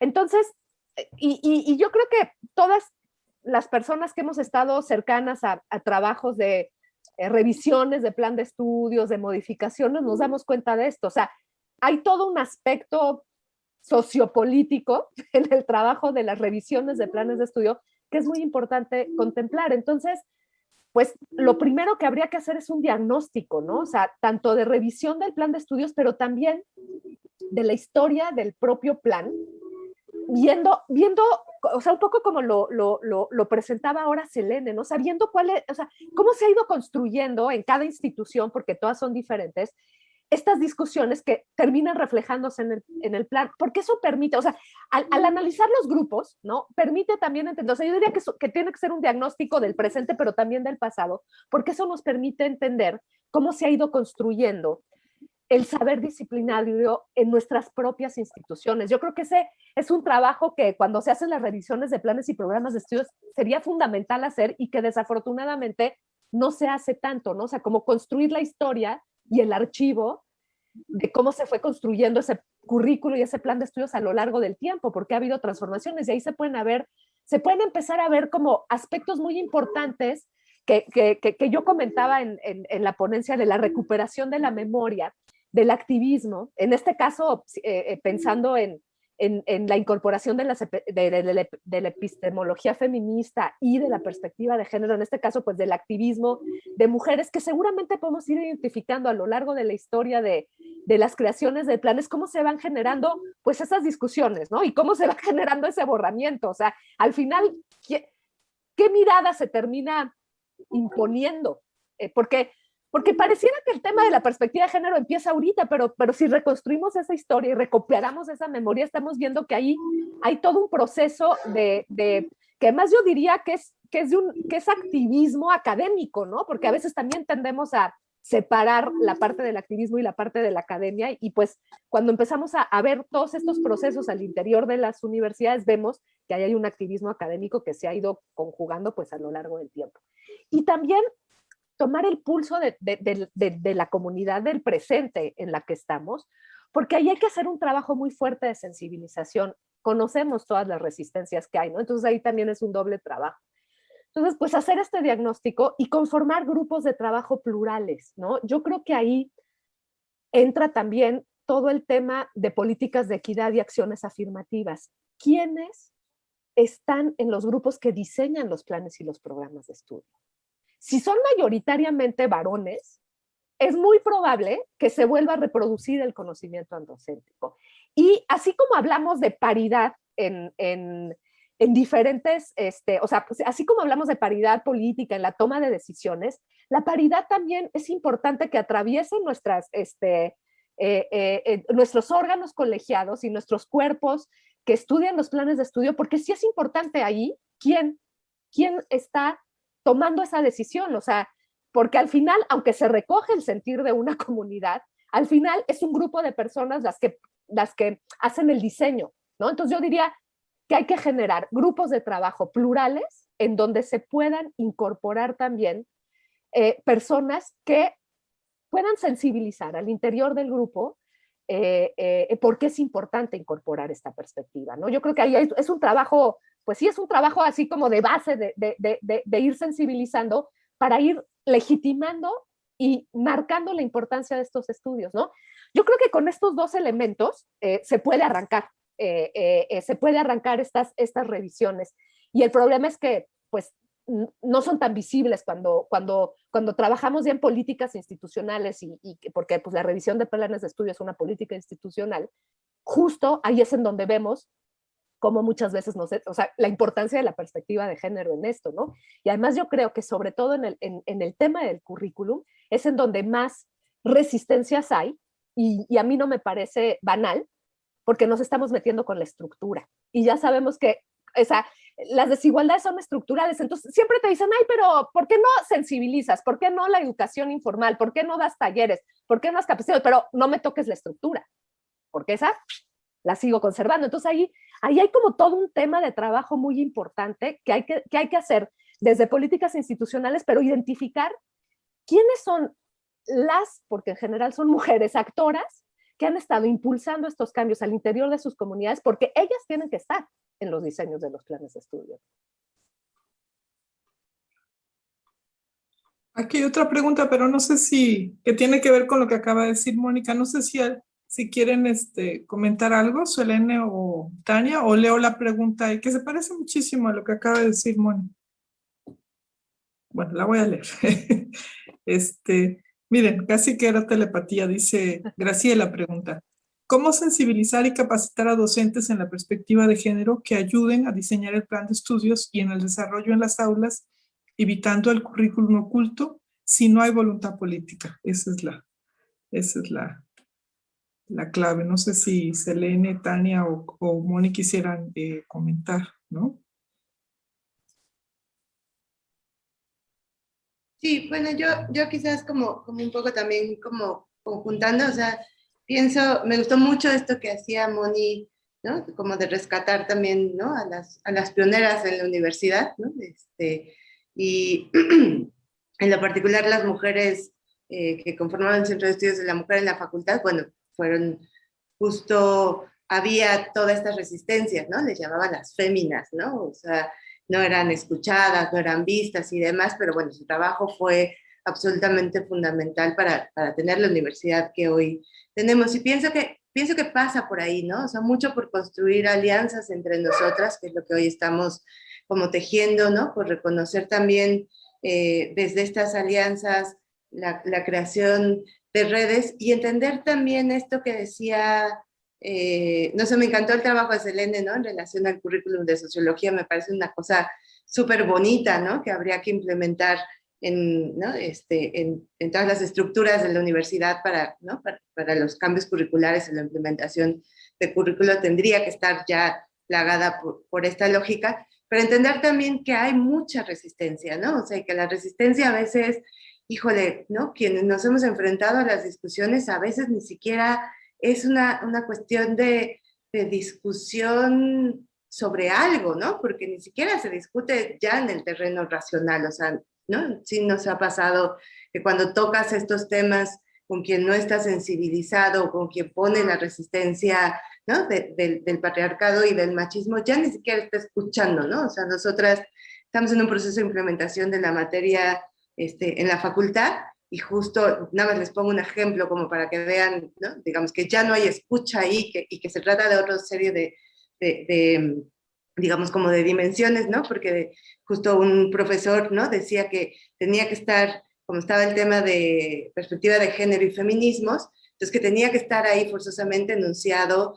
masculinidades, ¿no? Y entonces le decíamos, es que masculinidades es parte de la perspectiva de género. No, es que está feminismos y entonces tiene que estar masculinidades. Entonces, bueno, no había, era un sinsentido absoluto, ¿no? O sea, y además de un desconocimiento y un nivel como de ignorancia del tema, pero que no importaba no saber, porque lo que se defendía no era el saber o no saber, porque ya en esos niveles, digamos, lo que hay es como una resistencia muy anquilosada, estructural, simbólica, ¿no? De este orden simbólico en relación a ello. Entonces, pienso que también, y claro, no se trata tampoco como de, entonces no enunciarlo, sino de entender que la resistencia a veces ni siquiera tiene que ver con, digamos, con estructuras racionales, ¿no? Porque ya no las hay, sino con estructuras simbólicas de sostenimiento de un orden, ¿no? De dominación sobre las mujeres. Entonces, también pensar en otro tipo de estrategias de sensibilización, ¿no? De hacer como un trabajo que sea capaz de develar e incluso tocar las fibras más sensibles de dónde están este nivel de resistencias, ¿no? O sea, es decir, ¿no? Aceptar ¿no? Las violencias que se ejercen incluso en estos espacios. Y creo que eso es también una cosa que, ¿no?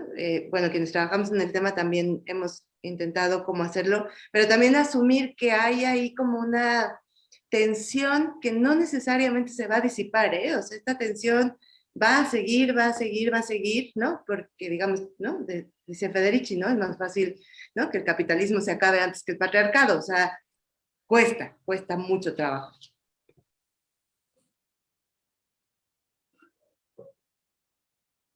Muchas gracias, Tania. Selene, no sé si quieras comentar alguna cosita. Sí, bueno, pues escuchando a las colegas, pues me hace pensar que entonces es que la formación docente y la sensibilización no tiene que ir solo a estudiantado y a docentes, sino también en muy primer lugar a tomadores de decisiones, ¿no? Porque efectivamente podemos, digamos, se pueden ir modificando, entrando nuevas asignaturas optativas o básicas de género o feminismo, pero si los tomadores de decisiones siguen en estas actitudes, como la que platica Tania, pues es difícil, ¿no? O sea, esto es lo que dicen pero si falta voluntad política, pues es que esa voluntad política está pues llena de ignorancia en torno al feminismo, ¿no? Y entonces hay que sacarles de esa ignorancia. Y algo bien importante también que creo que es que hay que vincular las luchas, como ya está ocurriendo, como ya ha ocurrido en los últimos años, hay que vincular las luchas contra las violencias de género en la universidad, las universidades, junto con los cambios curriculares, ¿no? O sea, no pueden ir como que en paralelo, ¿no? Tienen que estar bien vinculados y entenderse que la transformación en los planes de estudio es parte de la lucha contra la violencia de género, porque también en los planes de estudio nos violentan al no nombrarnos, al excluirnos, al no tocar los temas que se consideran femeninos y ponerlos en segundo plano. Ahí también están violentando a las compañeras en la universidad y entonces es una sola lucha, ¿no? La violencia contra las violencias de género incluye la transformación de los planes de estudio. Sí, definitivamente. Incluso, o sea, pensar justo como en o sea, creo que una cosa muy importante que pasó en la UNAM, ¿no? De la cual fuimos también como presentes, fue que también esta lucha de mujeres organizadas en múltiples facultades también pusieron como, digamos, una urgencia, ¿no? Y ya no hay tiempo para que se sigan no haciendo las cosas, ¿no? O sea, y creo que, o sea, aprovechar ese impulso también, ¿no? De estas jóvenes feministas que me parece extraordinario, ¿no? De decir, o esto, ¿no? O la UNAM no está haciendo nada todavía, ¿no? Y impulsar todo esto como para mover las estructuras al interior de la universidad. Yo creo que esa fuerza es una de las fuerzas más bonitas, ¿no? que está teniendo en este momento la universidad. Sí, y yo un poco nada más para completar lo que comentan sobre el tema de cómo sensibilizar y capacitar cuando no hay voluntad política, ¿no? Porque efectivamente, pues yo creo que es como todo el, todo el tema central de cómo articular estos procesos de transformación. Y ahí sí, yo coincido con lo que decían Selene y Tania, o sea, voluntad política no va a haber, porque porque sí, o sea, seguimos en una estructura atravesada por un orden patriarcal en la cual va a ser muy difícil que surja, ¿no? Como una voluntad política de la institución. Y ahí entra como todo el tema del vínculo entre el activismo y los saberes, ¿no? O sea, entre el activismo, los saberes y la academia. Porque justamente estableciendo estas redes, o sea, es como se puede ir impulsando esta voluntad política, ¿no? Y ahí, pues así, o sea, hacer movimientos también estratégicos y tácticos de apropiación, o sea, sí, a mí sí se ha ido avanzando, ¿no? O sea, justo cuando empezamos a hacer esta historia de larga duración y empiezas a ver que, pues sí, estaba Rosario Castellanos solita, ¿no? Por ahí, pero que ya en la década de los 70 se empiezan a articular grupos de mujeres que impulsaron un montón de cuestiones, o sea, porque claro, es lento, ¿no? El proceso, pero vamos viendo que justamente en esta articulación política del activismo al interior de las universidades es como se va transformando esa voluntad política. Y por supuesto que eso pues se conecta con las transformaciones que ha habido fuera de la universidad, ¿no? Y que implica también que empieza a haber una transformación en la legislatura, etcétera. O sea, cómo la importancia del activismo, o sea, cómo va y viene.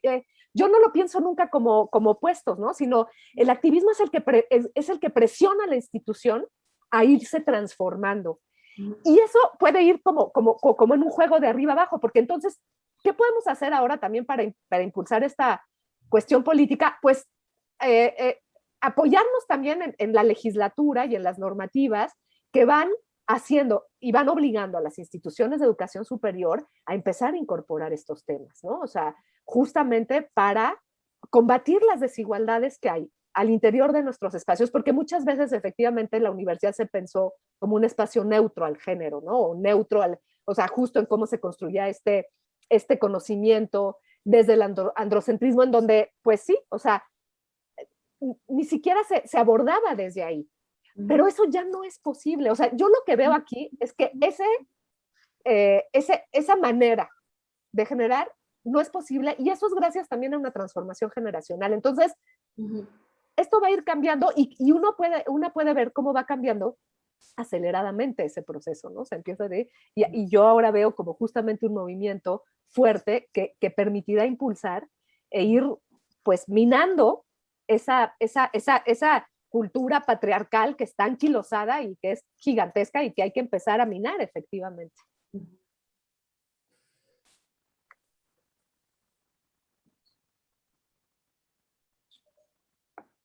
Bueno, pues no sé si hay alguna otra cuestión más que agregar.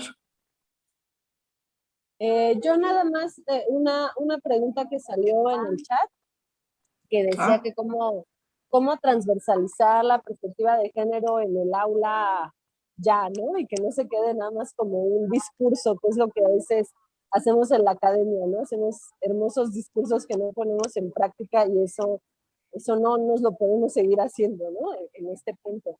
Yo creo que, bueno, mis colegas ya dieron una serie de pistas bien importantes, pero yo creo que como maestra, maestro en aula, pues la verdad se pueden hacer un montón de cosas, ¿no? Porque no necesitas esperar a que el plan de estudio sea modificado para tú hacer tus modificaciones, ¿no? Y entonces eso es algo, tenemos que aprovechar esa posición, ¿no? Tenemos que aprovechar la posición de que como profesores podemos hacer algo ya, sin esperar a que cambien los planes de estudio, ¿no? Entonces, creo que podemos hacer muchas cosas como de cualquier asignatura, sea la que sea que demos, de la mayoría de las asignaturas hay una manera de, en los temas, atravesar la perspectiva feminista, ¿no? Y entonces, sea la asignatura que sea, en la carrera que sea, nos tenemos que preguntar yo podría hacer eso, yo podría transversalizar la perspectiva feminista en mi curso, ¿y cómo sería eso? Y como digo, en casi todas las carreras, casi todos los temas hay alguna manera de hacer esta transversalización en los contenidos, incluyendo autoras mujeres, no dándole tanto peso nada más a las grandes teorías y entonces irnos a buscar qué ha dicho el activismo, qué ha dicho el trabajo social, etcétera, y entonces ahí van a salir otras fuentes femeninas. Y aún en esas asignaturas, en esas carreras que luego decimos que no es posible, porque el tema no se presta para hacer tal, no sé, por ejemplo, en las matemáticas, una cosa así, bueno, aún en ese caso, tenemos que reconstruir las relaciones pedagógicas, ¿no? Y cómo podemos empezar a reconstruir esas relaciones pedagógicas desde una perspectiva feminista. Podemos empezar por abandonar las estrategias autoritarias, abandonar todas nuestras estrategias para reafirmar jerarquías y que no son diseñadas muchas veces por nosotras mismas, sino que son ya pues como que rituales establecidos en la academia con los que tenemos que romper, ¿no? Que son rituales para reafirmar las posiciones jerárquicas, para reafirmar quién es la autoridad y quién no. Y eso es algo que podemos empezar a romper hoy en nuestra aula virtual, ¿no? Entonces, yo creo que en el aula es, bueno, también los grandes tomadores de decisiones, esto que decíamos, pero el aula es un espacio de incidencia fundamental que no tenemos que regatear, ¿no? Sino que es poderosísimo, ¿no? Estar frente a un salón y poder tratar de llevar de llevar los cursos de una forma distinta, ¿no? Menos jerárquica, menos autoritaria, y creo que eso ya también es avanzar bastante. Sí, yo igual un poco en el sentido de Selene, o sea, justo pensar cómo este trabajo cotidiano, pero que además también, o sea, yo anunciaba, ¿no? Yo fui formada, ¿no? Por estas mujeres que participan en el Centro de Estudios de la Mujer, ¿no? Olga Bustos, todas las demás. Y también pensar justo que lo que hicimos hace 20 años con ella tuvo un impacto fundamental, ¿no? En mi formación como feminista y, o sea, y que hoy estoy, ¿no? También como construyendo esto y entonces también apostarle que esta práctica docente, esta práctica cotidiana dentro de las aulas de enseñanza tiene esta implicación y esta potencia, ¿no? O sea, que es decir, no es, y que justo es como repensar desde las lógicas feministas cada uno de estos espacios en términos no solo de la transformación, digamos, o de la enseñanza de una currícula tal, sino sobre todo también en la posibilidad de construir sujetas, ¿no? A lo largo, para que después estas, ¿no? Sigan incidiendo y que vayamos incidiendo como todas juntas, ¿no? Y justo también pensar cómo podemos también construir espacios de enseñanza, aprendizaje, o de aprendizaje más que nada, ¿no? Espacios abiertos también, ¿no? Que una universidad que sea capaz de dialogar hacia afuera, ¿no? O sea, de ver también estas experiencias del activismo, pero estas otras experiencias, ¿no? Digamos, de otras comunidades, de mujeres que están transformando su realidad, no desde una especie de saber androcéntrico de, ¿no? Estos de afuerita que hacen cosas, sino justo también como incorporarlos a estos otros saberes y finalmente pensar que para mí la apuesta al feminismo al interior de la universidad es, insisto, construir otra universidad, ¿no?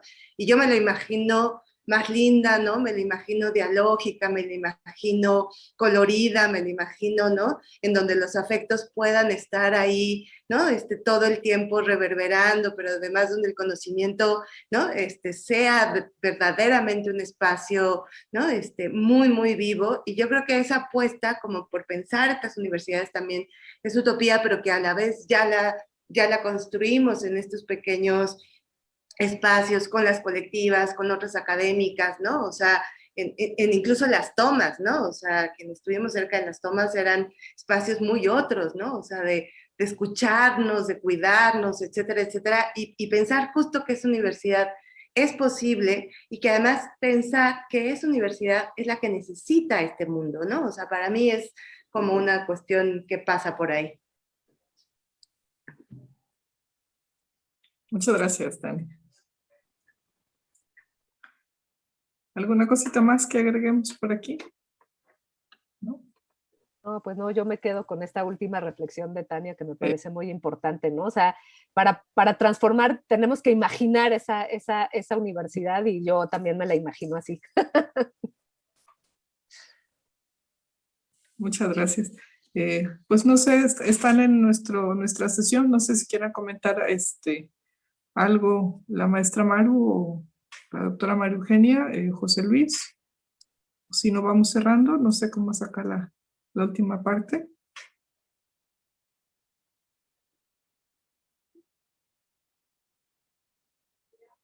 Dice Maru que no, que está de acuerdo. Ok, muchas gracias, ¿no? Y bueno, hay saludos por ahí, ¿no? Etcétera. Sí, muchas gracias. Muchas gracias y pues encantada de compartir este espacio de reflexión. Sí. Igualmente, mucho gusto en conocerlas y pues seguimos haciendo camino al andar, ¿no? Agradecemos a todas, un abrazo y que sigamos el evento, ¿no? Pues José Luis, cerramos si gustas, ¿no?